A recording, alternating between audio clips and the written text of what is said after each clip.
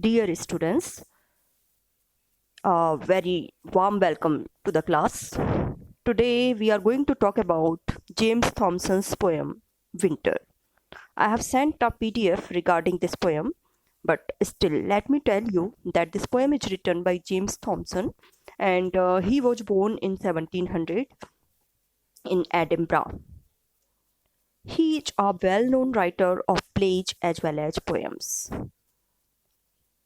Basically, his whole reputation rests on his poem, the large poem Seasons, which was a departure from urban and political poetry of his predecessors, the new classical writers. The new classical writers were writing about the urban society and they were following certain trends of writing which were just like the closed couplet, which was not easily understandable by the common message. But if we talk about the pre-romantic writers, of whom Thomson, Collins, Gray, and Cooper, these writers marked a shift towards nature, the countryside, and the personal. They talk about the open nature and the main trends or forms of writing that they have followed are blank verse, ballad, ode, lyric, which are easily understandable and which don't have any hidden meaning like the closed couplet, we can say. So the poem that is prescribed in your syllabus, Winter, is a part of a long poem that is divided into 4 parts. The title of that poem is Seasons. This seasons, as the name indicate, talks about all the 4 seasons that are there in the natural cycle: winter, autumn, summer, and spring season. So 2 poems are prescribed in your syllabus, winter and autumn. So today we are going to talk about the poem Winter. This is also an extract because winter poem in itself is a long poem and only a small part of that poem is prescribed for your syllabus. Well, let us talk about the poem itself. With the fierce rage of winter, deep suffused, an icy gale, oft sifting over the pool, breathes a blue film and in its mid-career arrests the bickering stream. The loosened ice, let down the flood and half dissolved by day, rustles no more but to the sagey bank, fast grows or gathers round the pointed stone. A crystal pavement by the breath of heaven, cemented firm, till ceased from shore to shore, the whole imprisoned river growls below. Here, the fierceness of the winter season, the chilling air of the winter season, the blood curdling winds of winter season are projected by the writer, are represented by the writer. And the main thing about this poem is that he personified winter season. Right? So, with the fierce rage of winter deep suffused, fierce, it is terrible, we can say, which terrifies you. Rage, anger. Deep suffused. Deep suffused means it is filled with an icy gale. Icy, the ice is there all around. Even you see that in winter season, the water in the tap in the household, that is also too much cold. And in certain parts of India itself, the water gets congealed. It turns into the form of ice and it does not ooze out from the tap, right? So that is there. An icy gale. Gale means wind. Winds which are blowing in this season, they are very much icy, they are very much cold. We cannot, we cannot tolerate them. Oft shifting. Oft here refers to often. Shifting, moving. Over the pool. Over the pool that is there in the area, in the outside nature, rustic nature. Breeze, a blue film. Film, a thin coating, we can say. Film is what? Which is very much transparent and easily visible. So water is turned into the ice form, and that is very much transparent, just like a film. And in its mid-career, in the mid means when the winds are blowing, it appears as if we are getting chilled, and you see water is also converted into the ice form that is there. Breeze, a blue film, and in its mid-career arrests the bickering stream. Arrests, stop, to stop. Bickering, it appears as if it is gurgling or murmuring water of the stream. We can say the flowing water.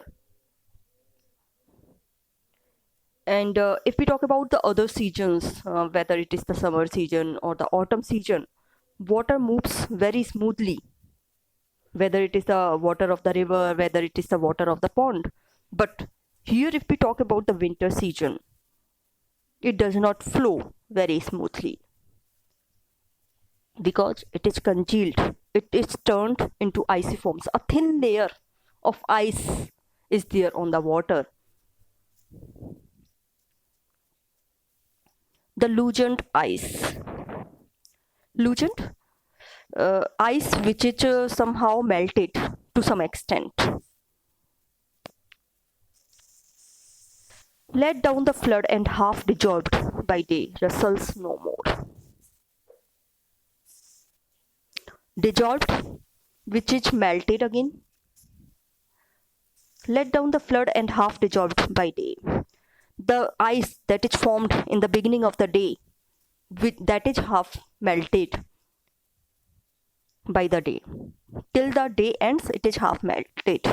Because during the noon time, the sun rising is taking place. As soon as sun rays falls on those water streams, we can say the water that is congealed, that is turned into the icy form, that is melted again to some extent with the warmth of the rays of the rays of the sun. Let down the flood and half dissolved by day, rustles no more. Rustles, the sound that is being created when the water is flowing, that is not listened to anymore because it is not so smooth. Water is congealed, it is turned into the icy form. But to the sagey bank, fast grows. But to the sagey bank means sage is a kind of grass that is overgrown on the on the banks of the rivers, the streams, or we can say the ponds that are there. So, but to the sagey bank, fast grows or gathers round the pointed stone. Pointed stone, the stone which is having its point, which is very much pointed, or we can say it's sharp on the corner. But to the sagey bank fast grows or gathers round the pointed stone. A crystal pavement. Pavement is a footway, we can say, where the passers-by move on. By the breath of heaven. Breath of heaven here refers to wind itself. A crystal pavement by the breath of heaven, cemented firm. Cemented firm. Cement is used for what? To firm the foundation of any house. So cemented firm here refers to water is turned very firm in the solid form. And the solid form of water is what? Ice. So water is turned into ice. That's why it is very much solid, as if it is formed with the cement. right? It is made firm with the cement. A crystal pavement by the breath of heaven cemented firm, till ceased from shore to shore. Shore, the bank of the river, we can say, or the stream, or the pond that is there. The whole imprisoned river growls below. Imprisoned river. Here, the river has been personified. It is represented as if it is the human being. Just as a human being is imprisoned, so also the river waters, because they are frozen and they are not, there is no movement in the water, stillness is there. So here the river is projected as a prisoner of the coating of the ice. The river water that used to flow naturally, that is now congealed. It is turned into the ice. It cannot make any movement now, just like a prisoner. The whole imprisoned river growls below. Growls, it is murmuring, it is complaining, we can say. So let me paraphrase these lines for you. The poet describes the frost at midnight in the winter season. Fierce winds are blowing at night. The icy winds appear very frightening. You see that if you walk out during the winter season, you cannot feel comfortable, because the piercing winds of the winter season are very are very icy, we can say. They are very much cold, so you get frightened to get out from your house these days. The icy winds appear very frightening. They spread everywhere. The icy winter wind has caused the gurgling stream to freeze. The stream that used to make flowing sound during the daytime when the spring season or the summer season was there, now that is frozen. It is congealed and thus stops its movement. The pieces of ice let down the water of the stream. The water that used to flow very naturally, that is now turned in the ice. So the particles of the ice are letting down from the water of the stream.